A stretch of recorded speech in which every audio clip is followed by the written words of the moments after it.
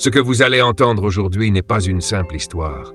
Ce n'est pas une fiction ordinaire, ni un récit pour divertir ou provoquer. C'est le témoignage spirituel d'une quête intérieure profonde, d'un cœur sincère qui cherchait Dieu et qui, sur le chemin de l'islam, a rencontré le prince de la paix. Il ne s'agissait pas d'un homme rebelle, il ne rejetait pas Dieu. Il priait, il jeûnait, il récitait le Coran avec révérence. Il était convaincu que l'islam était la vérité. Il ne cherchait pas une autre religion, il cherchait simplement la présence de Dieu. Il n'avait rien contre Jésus, mais pour lui, Jésus était un prophète, un grand prophète, un homme béni. Pas plus, pas moins. Jusqu'au jour où la lumière est venue briser l'obscurité, jusqu'au jour où une voix l'a appelé par son nom dans un rêve, jusqu'au jour où il a compris que ce Jésus n'était pas seulement un homme. Il était le chemin, la vérité et la vie. Aujourd'hui, je veux t'inviter à rester jusqu'au bout de cette vidéo, car si tu as cliqué ici, ce n'est pas par hasard, tu es peut-être musulman ou chrétien, peut-être en quête de vérité ou dans le doute. Mais je crois que Dieu veut te parler à travers ce témoignage et peut-être changer ta vie.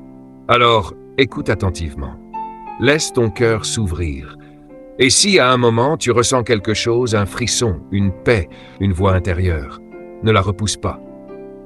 C'est peut-être Jésus lui-même qui frappe à la porte de ton cœur. Et avant d'aller plus loin, je t'invite à faire cette déclaration dans les commentaires. Seigneur, révèle-toi à moi comme tu veux, où tu veux, quand tu veux. Écris-la. C'est un acte de foi. C'est une prière sincère. Et pendant que tu y es, like cette vidéo pour que l'algorithme l'envoie à d'autres chercheurs de vérité. Abonne-toi à cette chaîne pour ne manquer aucun message, aucun témoignage, aucune prière.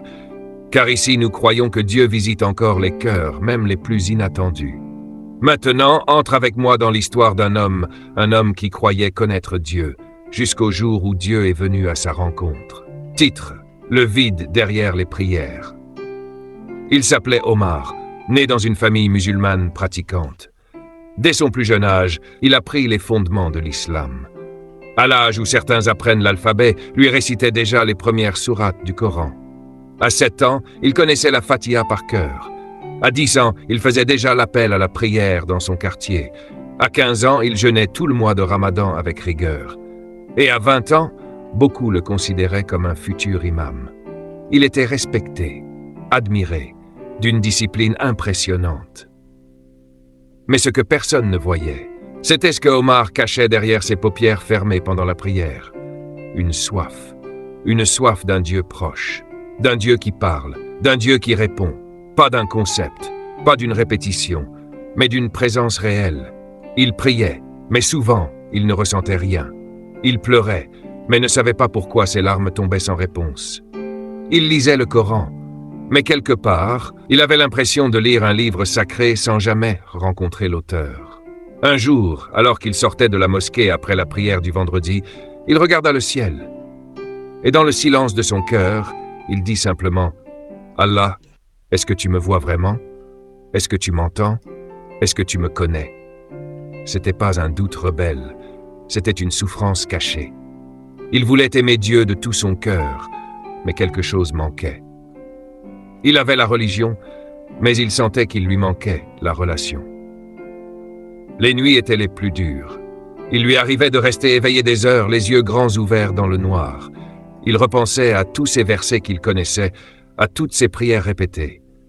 Et pourtant, le silence, un vide, une solitude intérieure qu'aucun rite ne comblait. Et c'est dans ce vide que les premières questions ont commencé à germer. Pas contre l'islam, pas contre sa famille, mais contre ce sentiment d'absence, malgré sa fidélité. Il se disait parfois, pourquoi certains disent qu'ils entendent Dieu leur parler? Pourquoi des chrétiens témoignent de rêves, de paix intérieure, de guérison, alors que moi, je fais tout ce que je peux, mais je ne ressens rien? Il n'osait en parler à personne, car dans son entourage, poser ce genre de questions, c'était déjà trahir. Alors il gardait le tout pour lui. Il continuait d'aller à la mosquée, il souriait, il disait « Inch'Allah » avec conviction. Mais la nuit, il pleurait. Et parfois, entre deux larmes, un nom revenait. Un nom qu'il n'osait pas prononcer trop fort. un nom qu'il dérangeait sans qu'il sache pourquoi, un nom qui l'attirait. Jésus. Il se souvenait de ce jour où un chrétien sur un marché lui avait dit « Jésus t'aime ». Il avait souri poliment, puis s'était éloigné. Mais ces deux mots l'avaient poursuivi pendant des jours. Jésus t'aime. Pas Jésus est un prophète, pas Jésus est un bon exemple, mais Jésus t'aime, personnellement, profondément. Un soir, il fit une prière différente, pas celle qu'il avait apprise, pas une prière arabe, pas une récitation, juste quelques mots dans sa langue maternelle. « Dieu, je veux te connaître. Vraiment. Montre-moi qui tu es. » Ce soir-là, il ne savait pas que sa prière avait franchi le ciel. Il ne savait pas que le Dieu qu'il cherchait allait lui répondre. Mais d'une manière qu'il n'aurait jamais imaginée, dans la nuit. La nuit était tombée depuis longtemps. Omar était allongé, le cœur lourd, les yeux fixés sur le plafond. Une prière muette montait en lui. « Si tu es réel, parle-moi. » Et c'est dans cette nuit-là que tout a commencé. Il s'endormit sans s'en rendre compte. Mais ce n'était pas un sommeil comme les autres. Il entra dans un songe, un rêve si clair, si lumineux, si réel qu'il aurait juré être éveillé. Il se tenait dans un désert immense, sans fin. Le vent soufflait, sec et chaud. Il avançait, seul, sans savoir où il allait. Autour de lui, il n'y avait ni guide, ni direction, juste le sable et le silence. Puis, au loin, il aperçut une lumière blanche, intense, pure, mais qui ne l'éblouissait pas. Il s'approcha lentement, le cœur battant. Et au centre de cette lumière, un homme vêtu de blanc. Ses yeux brillaient d'une tendresse inexplicable. Il n'avait rien dit encore, mais Omar sentit que cet homme le connaissait. Pas seulement son nom, il connaissait ses douleurs, ses larmes, ses prières secrètes. Alors l'homme ouvrit la bouche, et avec une voix douce, ferme, remplie d'amour, il dit « Omar, je t'attendais ». Le cœur d'Omar se mit à battre violemment. Comment connaissait-il son nom? Il voulut parler, mais aucun son ne sortit. L'homme s'approcha encore et dit « Tu m'as cherché dans le silence, tu m'as crié dans la nuit, me voici. » Puis l'homme tendit les mains, et Omar vit des marques au poignet, comme des cicatrices anciennes. Et soudain, tout en lui comprit. Ce n'était pas un simple homme, ce n'était pas un prophète ordinaire, c'était Jésus, le Fils du Dieu vivant. Celui qu'il avait craint d'approcher, celui dont le nom revenait sans cesse dans ses pensées. C'était lui. Et alors que la peur l'envahissait, Jésus posa sa main sur son épaule et dit « Je ne suis pas venu pour te condamner, Omar. Je suis venu pour te sauver. Je suis le chemin, la vérité et la vie. Personne ne vient au Père que par moi. Mais aujourd'hui, je t'ai choisi pour que tu me connaisses comme ton Seigneur. » À cet instant, Omar tomba à genoux. Les larmes coulaient sans retenue, il ne pouvait que dire une chose, encore et encore. « Pardon, pardon, pardon. » Et Jésus le releva. Il dit « Tu es pardonné, tu es aimé, tu es à moi. » Soudain, la lumière s'intensifia. Et dans cette lumière, Omar se sentit embrassé par une paix qu'il n'avait jamais connue. Une paix plus forte que toute douleur, plus profonde que toute pensée. Puis il se réveilla, trempé de sueur, tremblant, mais changé. Ce n'était pas un rêve comme les autres, c'était une visitation divine, une rencontre avec celui qu'il avait longtemps rejeté sans le connaître. Il tomba au sol dans sa chambre, et pour la première fois de sa vie, il dit à haute voix en pleurant « Jésus, si c'était toi, je te donne ma vie. » À cet instant, la même paix du rêve descendit à nouveau sur lui, et dans ce silence profond, il comprit, il venait de naître de nouveau. Le prix de la vérité. Le lendemain de sa vision, Omar n'était plus le même homme. Son corps était le même. Sa maison n'avait pas changé, mais son cœur était complètement nouveau. Ce qu'il avait vécu dans ce rêve, c'était plus réel que sa propre vie. Il ne pouvait plus l'ignorer. Le regard de Jésus, ses paroles, sa paix, tout était gravé en lui. Il n'avait jamais expérimenté quelque chose d'aussi profond, d'aussi pur, d'aussi puissant. Pendant plusieurs jours, il resta silencieux. Il sortait peu, il méditait, il relisait certains versets du Coran, mais cette fois, son cœur cherchait au-delà des mots. Il ouvrit aussi une Bible en ligne discrètement. Il lut les évangiles, Matthieu, Marc, Jean, et à chaque ligne, il retrouvait la même voix, la même douceur, la même autorité que dans son rêve. Quand il lut « Venez à moi, vous tous qui êtes fatigués et chargés, et je vous donnerai du repos. » Il fondit en larmes. C'était pas une simple parole, c'était exactement ce qu'il avait vécu. Il comprit alors que Jésus n'était pas venu le convertir à une religion. Il était venu le sauver, le ramener à Dieu, lui donner la vie éternelle. Mais avec cette révélation, une peur nouvelle grandit en lui. Que diraient ses parents, sa famille, son entourage? Lui, le bon musulman, le modèle du quartier, allait-il oser dire qu'il avait rencontré Jésus et qu'il était plus qu'un prophète? Il pensa se taire, garder tout en lui, continuer comme avant. Mais il n'y arrivait pas. Chaque jour, la paix de Jésus le poussait à parler. Alors, un soir, il se confia à son ami d'enfance, un musulman fervent comme lui.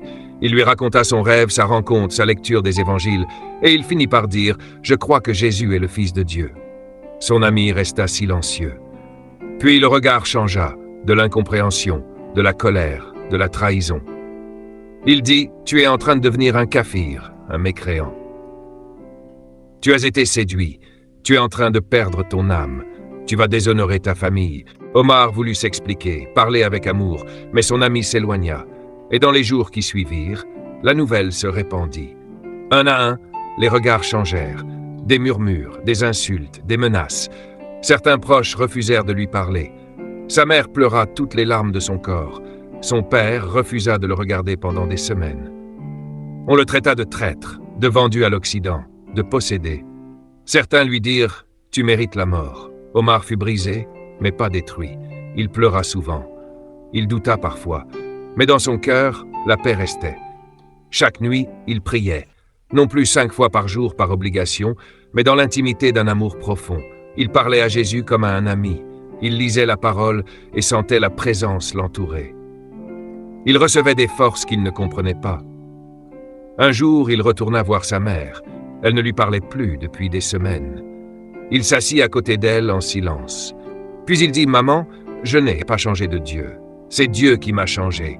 Je ne te rejette pas, mais j'ai rencontré celui que je cherchais depuis toujours, et c'est Jésus. » Elle pleura, mais cette fois, sans colère. Elle lui prit la main et dit « Je ne comprends pas ton choix, mais je sens que tu es en paix. » Ce fut le début d'un apaisement. Tous n'acceptèrent pas son changement.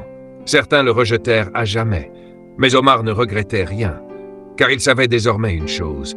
Il avait trouvé la vérité vivante. Il avait trouvé la lumière dans l'obscurité.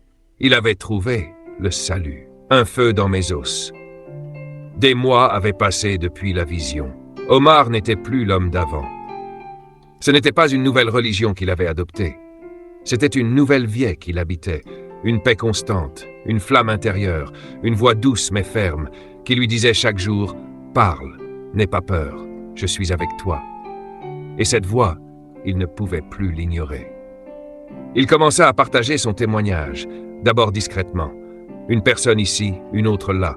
Un jeune homme qui doutait, une femme musulmane en souffrance. Un étudiant tourmenté par les contradictions. Il leur parlait avec amour, avec patience, non pas pour gagner un débat, mais pour toucher leur âme. Il disait souvent « Je ne vous demande pas de me croire, demandez à Dieu. Dites-lui si Jésus est vraiment ton Fils.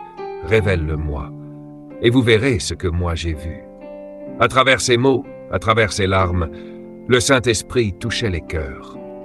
Des jeunes commencèrent à s'interroger. D'autres vinrent secrètement pour poser des questions. Il priait avec eux. Il leur offrait une Bible. Et petit à petit, une petite communauté se formait. Des anciens musulmans, marqués par la grâce, discrets mais brûlants, rejetés parfois par leur famille, mais adoptés par Dieu. Omar savait que ce chemin avait un prix. Il savait que certains risquaient leur vie. Mais il leur disait « Celui qui vous a sauvés ne vous abandonnera jamais. Il est le Dieu fidèle. Il ne vous promet pas une vie facile, mais il vous promet sa présence, sa paix et la vie éternelle. » Ce message, il le portait avec larmes et avec feu. Il ne voulait pas humilier l'islam. Il ne cherchait pas à blesser. Il aimait. Car il savait, il avait été de l'autre côté. Il connaissait l'angoisse de ne pas être sûr de son salut. Il connaissait l'esclavage de la peur de Dieu sans l'amour du Père. Il connaissait le vide intérieur. Et il voulait à tout prix dire à ses frères musulmans Il y a plus. Il y a un Dieu qui vous aime. Il vous a tant aimé qu'il a donné son Fils, non pour vous condamner, mais pour vous sauver. Un jour, il fut invité dans une petite réunion de jeunes croyants. Ils lui demandèrent de partager son histoire. Il monta timidement, mais dès qu'il ouvrit la bouche, le feu de Dieu descendit. Son témoignage toucha les cœurs, des pleurs, des conversions, des délivrances. Ce soir-là, Omar comprit. Sa douleur passée était devenue un instrument entre les mains de Dieu. Il n'était plus seulement un converti, il était maintenant un témoin, un messager, un canal, un flambeau dans l'obscurité. Il comprit aussi que ce qu'il avait vécu, des milliers le vivraient, et que ses vidéos, ses paroles, ses prières allaient traverser les frontières. Il reçut dans son esprit une promesse. « Tu parleras pour ceux qui ont peur, tu pleureras pour ceux qui doutent, et je les attirerai. » Alors il enregistra son premier témoignage vidéo. Il y mit son cœur, ses larmes, sa foi. Et il conclut en regardant la caméra. « À toi qui m'écoutes, je ne te demande pas de me croire, je te demande de chercher. Dieu est vivant, il entend ta prière. Et si tu ouvres ton cœur, il se révélera à toi. Il l'a fait pour moi. Il le fera pour toi. Lui tel que tu es, maintenant que tu as entendu cette histoire. Ce n'est plus juste l'histoire d'un homme. Tu t'es peut-être reconnu dans ses doutes, dans ses combats, dans ses larmes. Peut-être que toi aussi, tu as grandi dans une foi sincère, mais au fond de toi, tu sais qu'il manque quelque chose. Tu fais tout ce qu'on t'a enseigné. Tu pries, tu jeûnes, tu veux plaire à Dieu. Mais tu as peur de lui. Tu ne te sens jamais assez bon. Tu cherches, mais ton âme reste assoiffée. Alors écoute bien, ce que ton cœur cherche, ce n'est pas une religion. Ce n'est pas des règles. C'est une rencontre avec celui qui est la vérité, la vie et le chemin, Jésus. Oui, Jésus t'aime. Et il ne te condamne pas. Il connaît ton cœur, il connaît ta soif. Et aujourd'hui, il frappe à la porte de ton âme. Il ne t'oblige pas, il t'appelle. Tu peux résister, ou tu peux dire « Seigneur Jésus, si c'est toi, révèle-toi à moi. Je veux te connaître, je veux te rencontrer. » Prière de salut à faire répéter. Si tu sens que c'est le moment, alors là où tu es, répète cette prière avec ton cœur. Seigneur Jésus, je ne te connais pas encore, mais je ressens que tu es réel. Viens à moi, montre-moi qui tu es. Je veux te connaître. Pardonne mes péchés, entre dans ma vie, change mon cœur. Je te donne ma vie aujourd'hui, même si j'ai peur. Je te dis oui. Je te dis, sois mon sauveur, sois mon Seigneur. Et donne-moi la force de te suivre jusqu'au bout. Amen.